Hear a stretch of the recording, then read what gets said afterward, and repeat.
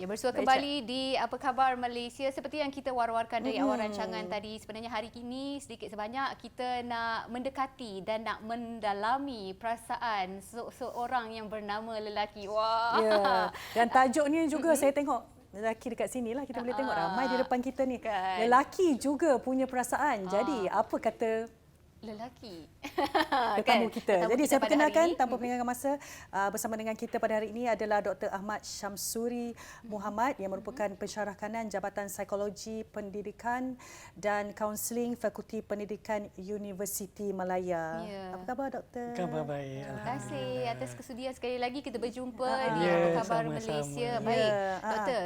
Seperti yang kita tahu, memang fitrah wanita sebenarnya lebih ekspresif dari lelaki. Kadang-kadang lelaki ni mengambil jalan mudah untuk berdiam diri, tak nak cakap banyak ataupun erti kata lain tak nak memanjangkanlah kalau ada masalah ni kan. Sebenarnya apa masalah lelaki suka memendam perasaan ni berbanding meluahkan perasaan mereka?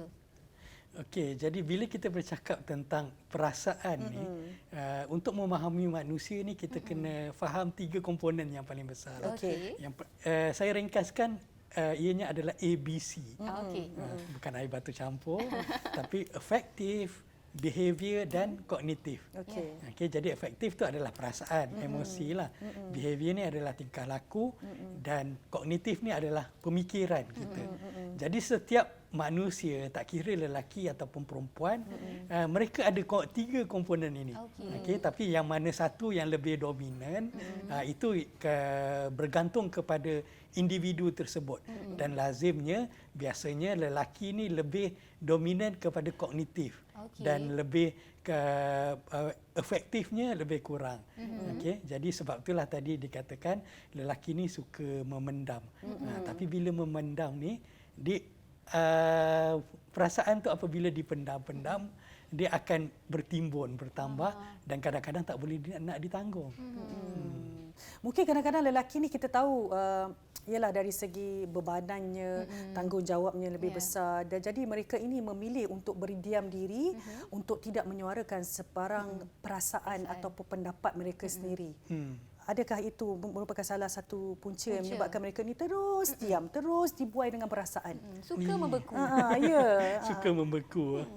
Jadi memang lelaki ni kalau kita tengok dalam masyarakat kita, dia memikul banyak tanggungjawab. Okey, kalau adik-beradik lelaki itu dia akan memegang tanggungjawab sebagai ketua keluarga kalau apa-apa berlaku terhadap ibu bapa. Okey, sama juga kalau bila dia berumah tangga, tanggungjawab sebagai suami. Jadi mereka lebih mementingkan saya tak nak susahkan orang lain, saya perlu selesaikan isu saya sendiri. Tapi kadang-kadang dia tak dapat nak menyelesaikan isu dia dan dia memerlukan bantuan. Ya, betul. Bercakap pasal bantuan bantuan dari segi mungkin kesihatan mental itu sendiri bila dah terlalu banyak masalah dah bertimbun di fikiran membuatkan mungkin seperti yang doktor katakan tadi itu punca mereka berdiam diri. Jadi adakah ia efek kepada kesihatan mental secara keseluruhannya? Bagaimana doktor melihat perkara ini?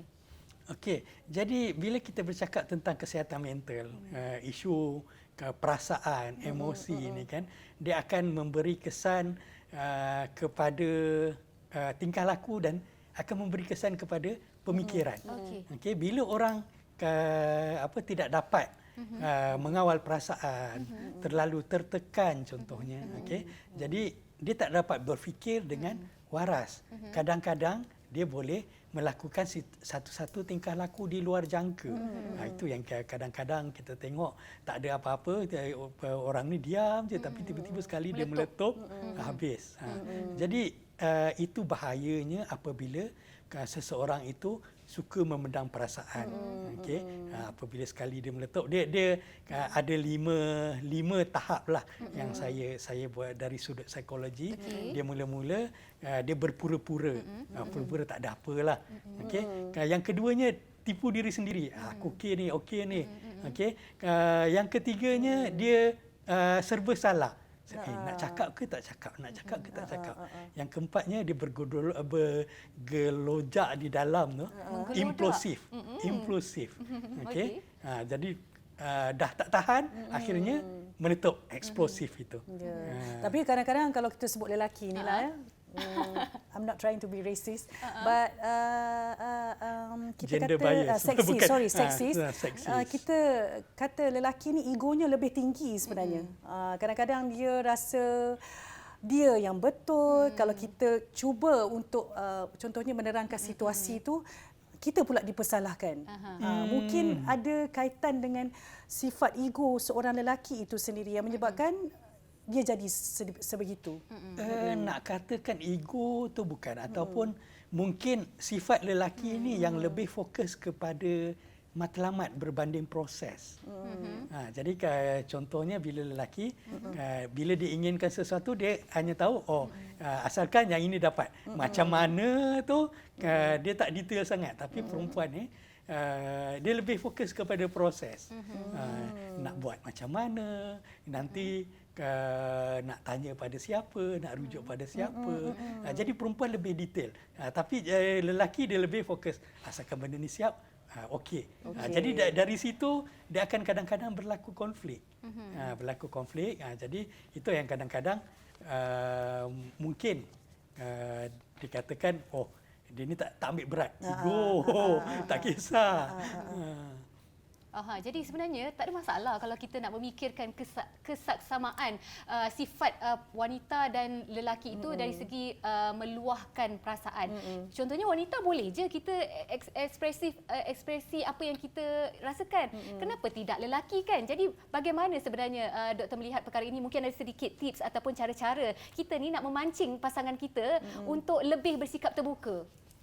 Okey, yang pertamanya mungkin yang paling penting adalah kita tidak judgemental. Jadi lelaki contohnya tak boleh nangis. Kalau dia nangis lemah, itu kita judgemental. Jadi kita menghalang lelaki tersebut untuk meluahkan perasaan. Yang keduanya kita kena terima tanpa syarat. Itu diri dia. Okey, setiap orang tak sama. Jadi kita kena terima dirinya apa adanya. Jadi lelaki ni macam ni. Adik saya macam ni, abang saya macam ni. Jadi saya kena terima dan kena cuba fahami. Dan yang paling akhir sekali, kita kena jadi pendengar yang baik. Telinga kita ada dua kan, mulut kita ada satu. Jadi kita kena lebih banyak mendengar berbanding bercakap. Tapi kita perempuan selalu je boleh je menjadi pendengar yang baik kan. Ya, betul. Tapi kadang-kadang lelaki ni mungkin saya kira dalam perbincangan kita ni mengenai dia orang mereka ini punya perasaan tapi mungkin kadang-kadang perasaan mereka, mungkin apa yang terbuku di hati itu, mereka ini lebih selesa untuk berbicara dengan orang lain, kawan daripada mungkin ahli keluarga maupun pasangan. Ada juga saya kira doktor yang mempunyai pandangan yang mereka rasa bila dengan berkawan, kawan memberikan pandangan, mereka merasakan lebih memahami mereka berbanding dengan pasangan maupun ahli keluarga sendiri. Jadi untuk lelaki yang mungkin merasakan dia berada dalam keadaan paling bawah sekarang, anda perlu ingat, kehidupan perlu diteruskan. Kita kena sayang diri kita sendiri dulu sebelum kita menyayangi orang lain. Jadi kalau ada apa-apa masalah, minta bantuan dari sokongan dari keluarga, dari rakan-rakan. Tapi kalau mungkin tidak selesa untuk mendapatkan bantuan daripada orang yang dikenali, rujuklah kepada profesional. Jadi kesihatan mental kita adalah tanggungjawab kita. Baik, terima kasih diucapkan kepada Dr. Ahmad Syamsuri Muhammad, Pensyarah Kanan Jabatan Psikologi Pendidikan dan Kaunseling Fakulti Pendidikan Universiti Melayu bersudi bersama dengan kami. Terima kasih Doktor. Semoga kita jumpa lagi di lain waktu. Satu perkongsian yang cukup berguna pada hari ini, lega rasanya. Kita harapkan kaum lelaki di luar sana mengambil sedikit manfaat dan juga tips yang berguna untuk diaplikasikan dalam kehidupan seharian kita. Kalau boleh kurangkanlah suka memendam perasaan, tak elok sebenarnya kesian dan yang pasangan tu. paling penting sekali sayangi diri kita. Itu yang paling penting sebelum kita nak menyayangi orang yang lain.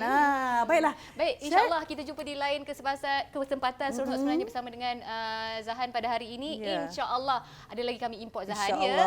Baik, sampai di sini saja apa khabar Malaysia. Saya Cedi undurkan diri. Assalamualaikum. Saya Zara Syed. Assalamualaikum. Bye bye. Senyum segar di pagi hari.